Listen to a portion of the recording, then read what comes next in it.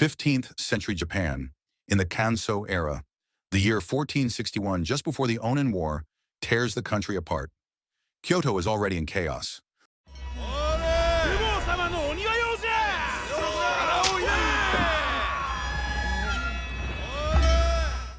On one side of the city, a brand new 7-story pagoda rises proudly into the sky. On the other side, ordinary people are crushed under hunger and disease. Tens of thousands die, bodies pile up, and the poor who are buried in tax debt are forced to drag the corpses away or burn them just to keep the streets clear. Down by the Kamo River, a group of peasants drowning in debt are worked like beasts. They are forced to haul luxury goods for the rich, and even carry the bodies of those who starve to death. Whips and insults rain down on them, and because they cannot pay their taxes, they are treated as less than human, nothing more than slaves. All of this paints a brutal contrast. While the common people starve and rot, the feudal lords are still busy building splendor for the shogun. In the middle of that despair, a wandering samurai arrives, Hasuda Hioe. Without warning, he cuts down the guards who are abusing the peasants.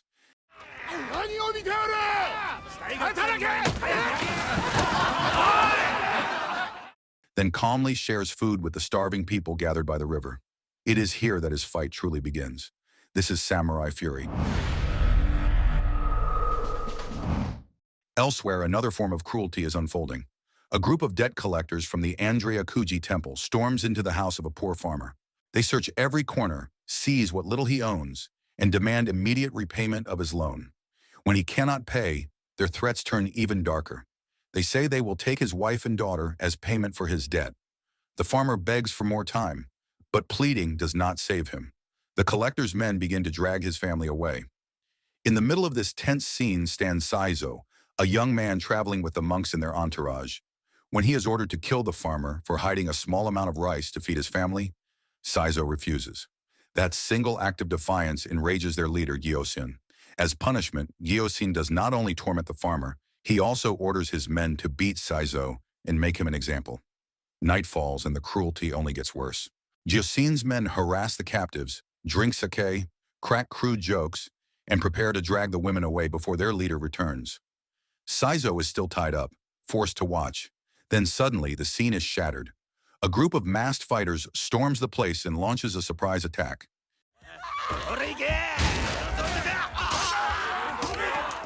In the chaos, Saizo's ropes are cut. He tries to join the fight, but he is quickly knocked down by the leader of the masked band.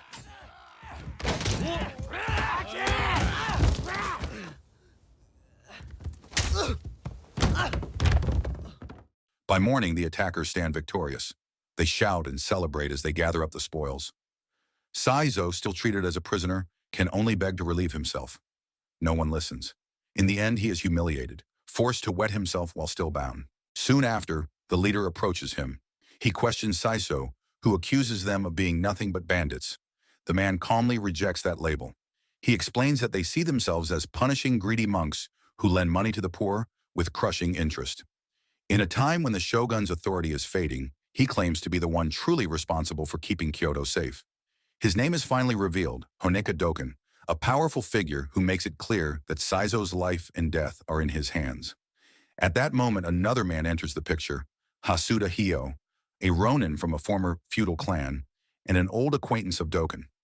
Hieo has been summoned for a specific mission to prevent an uprising in Yoshizaka village in Kawachi province.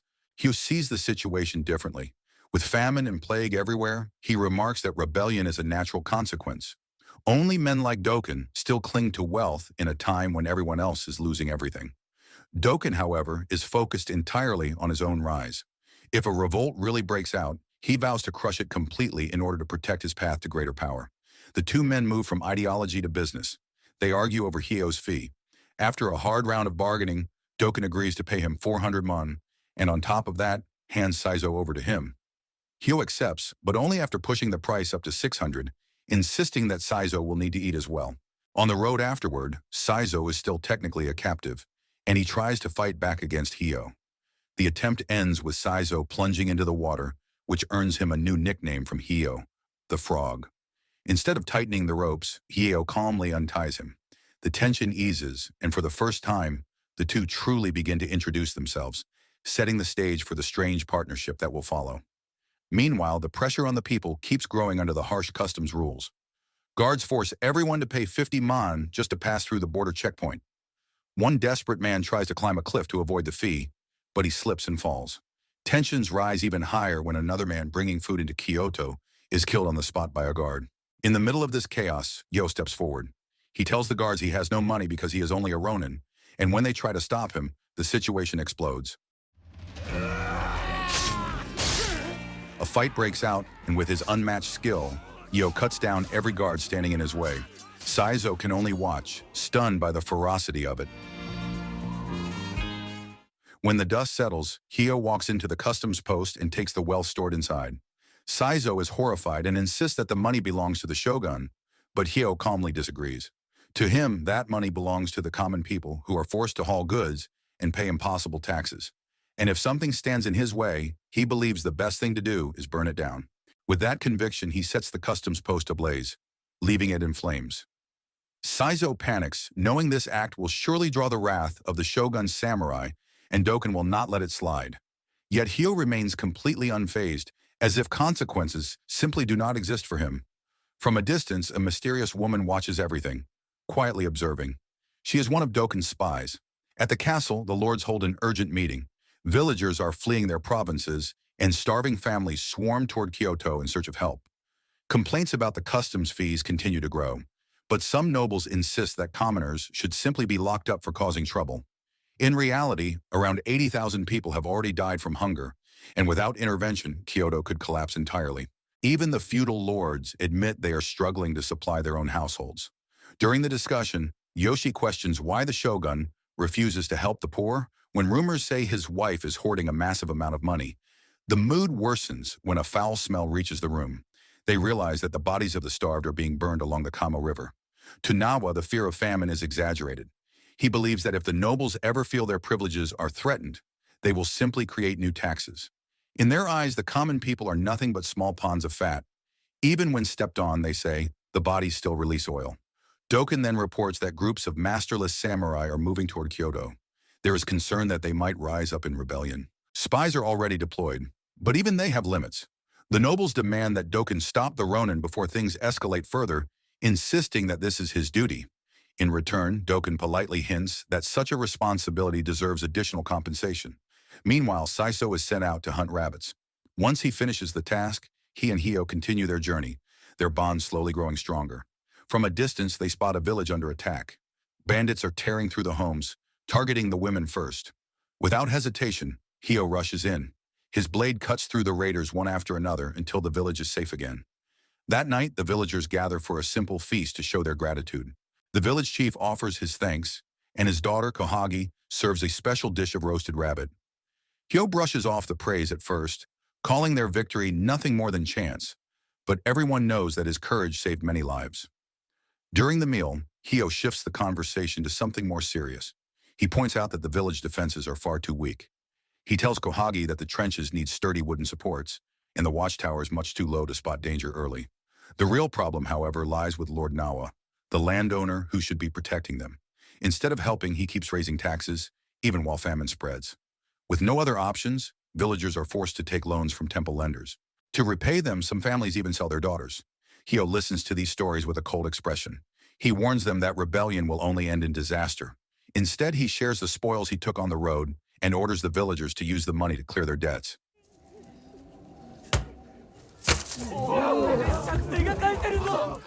He even shows some of the stolen jewelry to the women, and for a moment, he compliments how beautiful Kohagi looks wearing one of the pieces. The next morning, Saizo trains alone with his staff until Hyo approaches. With one swift move, Hyo knocks him flat, pretending the boy has died in the exercise. Only then does he reveal that he has already freed Saizo from Doken. The boy is no longer a captive, but Saizo asks for something more. He wants to live freely like Hyo, wandering without attachments. Hyo remains cold as ever. He says he cannot teach him how to live, but he can train him to become a fighter. The price is 1 year of Saizo's life. Saizo accepts without hesitation, knowing full well the risk may cost him everything. That moment becomes the beginning of their bond. Saizo vows to follow Hyo wherever he goes, and as the morning wind blows, Hyo announces their next destination, the town of Imazu.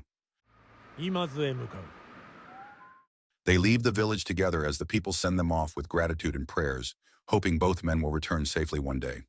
Before they go any farther, Hyo orders Saizo to dig up and weigh the money they had taken earlier. When the counting is done, the total reaches 20,000 sen, and Saizo is handed a receipt. Hyo reminds him that taxes still need to be paid. He then explains how moneylenders exploit the poor. Loans come with harsh conditions and interest, and famine makes people desperate enough to accept anything. Saizo, still innocent, listens carefully and asks what gives money its value. Hyo answers that money only matters when it moves.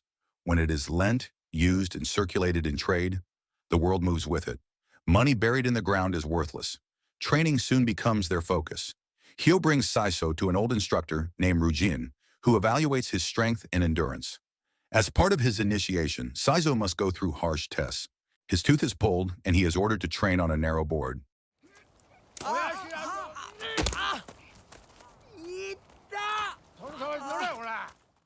Hyo asks about Rujan's other student, a girl named Cho Hee. Rujun explains that her father was a Korean craftsman who sold her. She lost her voice from an injury to her throat, but her spirit remains fierce.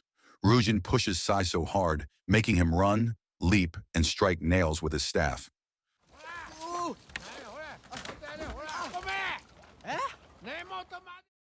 Once again, Saizo slips into the water like the frog he has been nicknamed. With his assessment complete, Hyo steps away and leaves Saizo in Rujin's care. His final instruction is simple. Saizo must continue training on the dock until he can stand calm and steady, without the board beneath him trembling at all. In a nearby village, the monks from the Andryakuji temple arrive in a fury, shouting Hyo's name as they search for him. Their leader, the stern monk Gyosin, announces that he represents the temple's lending office and accuses Hyo and Saizo of stealing valuable items. But fate places Doken, the head of Kyoto security, in that village at the exact same moment. His presence shocks Gyosin, and the accusation quickly falls apart. Doken questions him, then publicly beats him down, humiliating the monk in front of the villagers. After that display, Doken turns to the crowd and boldly declares that all drinks for the night will be on him, sending the entire village into cheers. Meanwhile, Saizo continues his difficult training on the shaking board above the water. He manages to drive every nail in with his staff, and finally stands still without falling.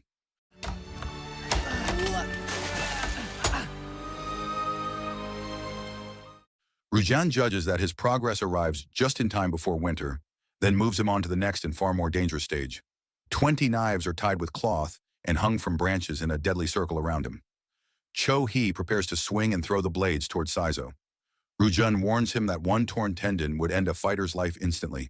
Saizo must stay alert at all times because attacks never come from just one direction. The knives whip past him, cutting into his skin as he tries to dodge. Saizo cries out in pain again and again until he finally breaks, running out of the circle. But the moment he escapes, Cho Hee fires an arrow that knocks him down before he can get far. Later that night, they share a simple meal. Rujun talks about the harsh winter that is fast approaching and hints that Saizo is free to leave if he wishes. But Saizo believes he has nowhere else to go. He knows Hyo paid 20,000 sen for him and asks if he will be sold again once training ends. Rujin may seem unusual for taking in drifters and outcasts, but he only chooses those he sees real potential in. He explains that Hyo, like Saizo's late father, is a ronin of the Akamatsu clan. Hearing that, Saizo feels a spark of determination. He declares that he does not want to run anymore. Without the teachings in this place, he would be nothing. He begs Rujin to continue training him. Rujin warns him that the path ahead will be hell, but Saizo answers confidently that he is ready for it. Elsewhere, Hyo finally reaches Kyoto and relaxes in a sauna, enjoying a rare moment of peace. That peace does not last. Doken suddenly arrives, calling out his name. The moment Hyo hears his voice, he scrambles to hide. Hoji, who is in the sauna with him, tries her best to cover for him. Doken remains suspicious and their shared past is revealed. Hoji was once his lover, but now she is with Hyo. Doken insists that he knows Hyo is nearby and mentions the fires at the custom stations in Saigoku and Toba. Before leaving, he issues a final warning. Next time, he will not let Hyo slip away. That night, Hyo and Hoji share a quiet moment together after spending the night in the same room. They talk about where they came from and where their lives might be headed. Hoji makes it clear that her heart now belongs to Hyo. Even though he knows the future holds danger and destruction, he still feels a rare sense of happiness because Saizo, who should have died long ago, is somehow still alive. Back with Saizo, his training reaches its peak. After countless hours of practice, he can finally dodge and counter blades with precision. Ryujin declares that he has survived one of the harshest tests, escaping the reach of 20 deadly blades.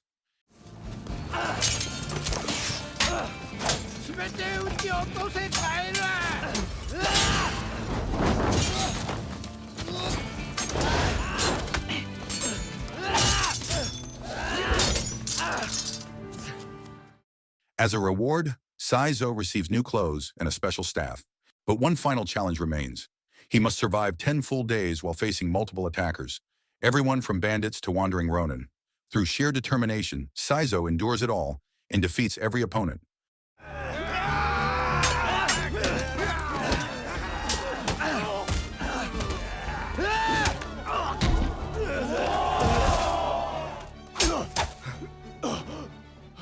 The next day, monks arrive searching for him.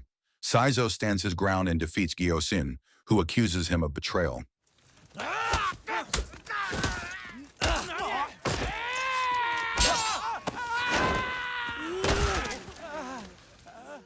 As the dust settles, Hyo appears and admits he was the one who informed the monks of Saizo's whereabouts. But now that Saizo is strong and capable, there is nothing left for him to fear. Ryujin and Shohei come forward to officially declare his training complete. They are proud to have raised a student like him and consider all debts fully repaid. Shohei presents Saizo with an amethyst necklace from Korea and gently places it around his neck. Saizo kneels before his teacher, promising to carry the lessons with him for the rest of his life. Ryujin ends with one final reminder, telling him to grow not only his skills, but also his heart. Saizo accepts the advice with enthusiasm. With his training behind him, Saizo sets out again with Hyo. Hi. As they travel, Hyo returns to an old question he once posed to the boy. What moves faster than money? Saizo still has no answer. So Hyo tells a story about 3 ragged ronin he once met: Akama Seishiro, Nanaono Genso, and Umakiri Emotaro. At first, the 3 refused a meal, choosing to fend for themselves. But Hyo invited them to help serve food to others instead. While waiting, he overheard their stories about a young fighter named Saizo, a boy who once defeated all 3 of them. They described him as slippery as an eel, quick as a deer, and strong enough to topple someone as big as a mountain without a scratch. From this tale, Hyo explains that the only thing faster than money is reputation, the story that travels ahead of your name. Without it, a warrior will never last. Their journey continues until they reach the banks of the Kamo River. There, Hyo finds the remains of a woman and child he once fed. He is too late to save them, and the regret weighs heavily on him. The 2 travelers keep moving, eventually reaching a village where Saizo is welcomed as a hero. But the celebration does not last. Lord Nawa arrives with his men, followed by a messenger from Dokkan, carrying an official order.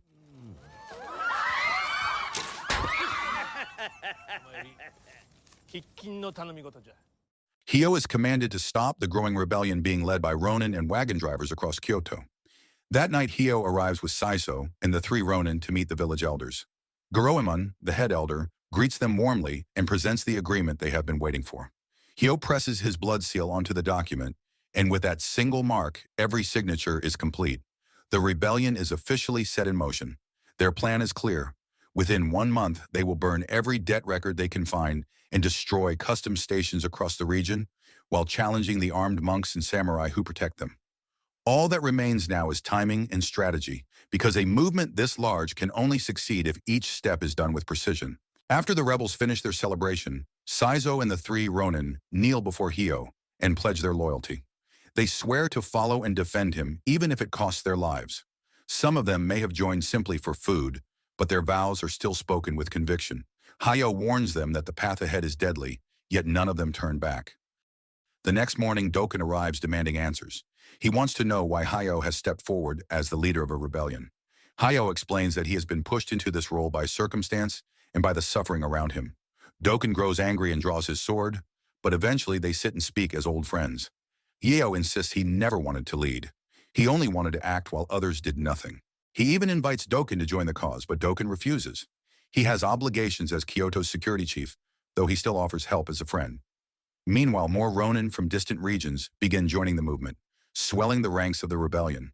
On a hill overlooking Kyoto, Hieo and Saiso study the layout of the city and finalize their strategy. They plan to advance from the outskirts and move inward in a star-shaped formation, targeting the moneylenders and officials who fuel the exploitation. The uprising is scheduled for September 12th at sunrise. The message spreads quietly through Cart Village and beyond. Doken's spies hear the rumor and quickly report back. In response, the feudal lords order Doken to gather their samurai at the Nanaguchi customs station to prepare for the attack. The rebels brace themselves.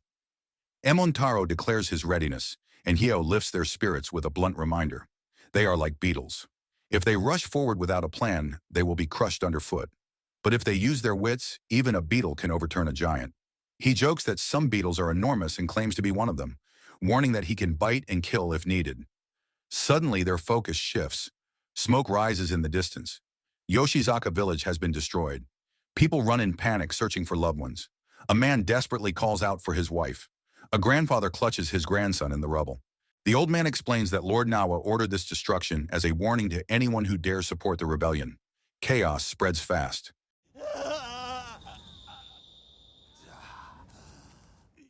By September 11, 1462, tension hangs heavy in the air. Monks arrive expecting trouble and instead find an eerie stillness, the kind that settles right before something breaks. At the same time, Saizo delivers a message to Hoji. It is a reminder from Hieo that Saizo has been placed in her care and that she must act quickly before danger reaches her. Hoji is stunned when she hears about the possibility of a massive uprising near Sanjo. Nothing of this scale has ever happened before. Saizo insists that Hieo opened his eyes to the truth and that he is ready to prove himself as a warrior. Hoji wonders how Hieo managed to drag Saizo into something so dangerous, but the boy simply repeats that his eyes were open. As he prepares to leave, she hesitates and asks whether the nickname Frog was meant for him, then teases him about his experience with women. Saizo only responds with a polite, innocent smile. Glowing with excitement, Saizo rushes back to meet Hieo. His expression alone gives everything away, and Hieo immediately realizes that Saizo has just experienced his first moment of intimacy with Hoji. To Saizo, it feels like he has crossed into a new chapter of life. To Hieo, it is only the beginning of the trials ahead. Meanwhile, at the Tambaguchi customs station, guards prepare for a possible attack. They believe the feudal lords and samurai reinforcements will arrive by sunrise, so they let their guard down. But before they know it, the forest trembles. The rebels burst out from the trees in a full charge. Emontaro leads the assault, setting the station ablaze and urging everyone to destroy everything tied to injustice. He warns that the moneylenders in Niyao will suffer the same fate.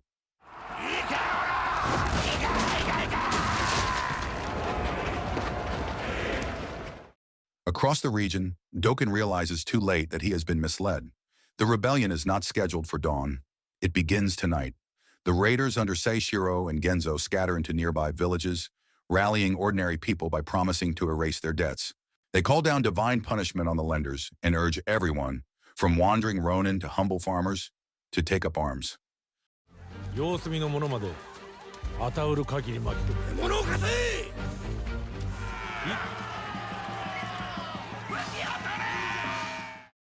The crowd swells into a massive force preparing to march toward the capital.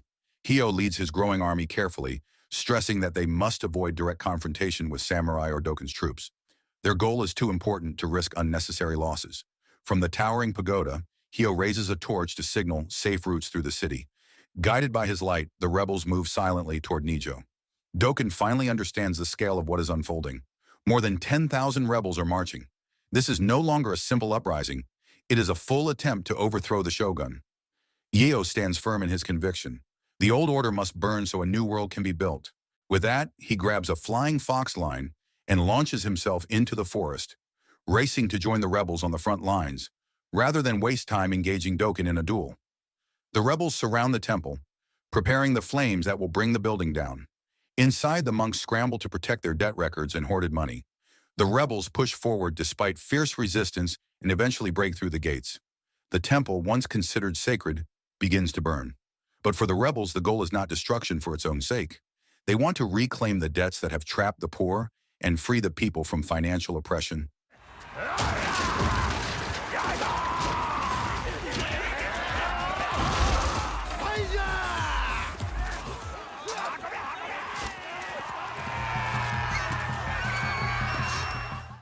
Outside the gates, the palace samurai stand ready to block their advance. Arrows rain down, forcing the rebels to duck behind carts and build makeshift barricades. With nothing more than stones and simple weapons, they strike back. Ronin fight side by side with villagers in a brutal clash against the forces that have raised taxes and exploited them for the shogun's benefit.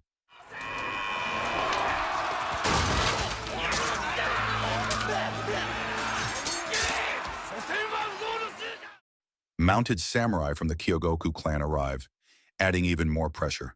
Giosin, chased by Emontaro, flees in panic, begging for help. The battlefield grows more chaotic. Goromon is stabbed several times and collapses. Then, in the middle of the chaos, Saizo appears. He brings down a charging horseman and swings the momentum back toward the rebels. Moments later, Hyo steps into the fight, rallying the crowd and calling for every debt record to be burned. Doken's troops arrive and a violent confrontation begins. Hyo orders Saizo to face Doken's right hand, while Cho-hee and Kokichi rush in to arm the rebels with whatever weapons they can carry.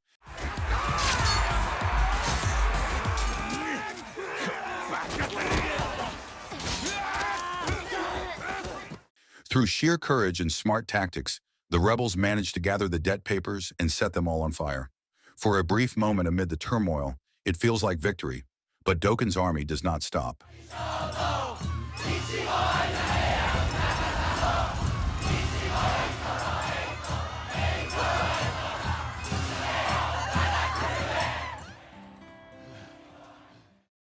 As Hyo and the rebels face Lord Nawa, the danger intensifies. Hyo charges forward against overwhelming numbers. Saizo follows, cutting down opponents one by one, showcasing the incredible skill his training has forged.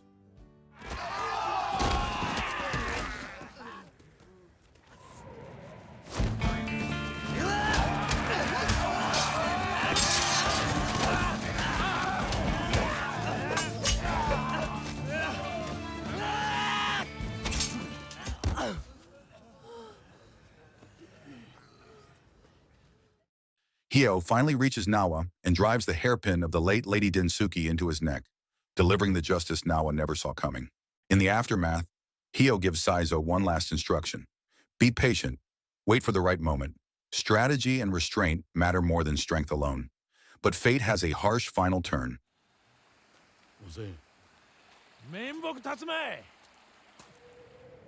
Hyo falls in a duel against Doken.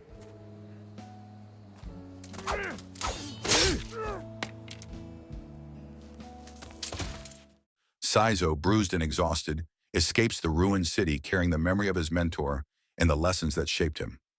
The story ends with a reflection on history. The Kanso Rebellion, led by Hyo, becomes known as one of the largest uprisings in Japan's past. Though his name appears only briefly in written records, the impact of his actions lives on. 5 years later, Doken himself is captured by enemy forces, while the spirit of Hyo's struggle continues to echo. And in the final moments, Saizo reappears as a hardened young man who has survived loss, endured transformation, and now walks forward into the rest of his life.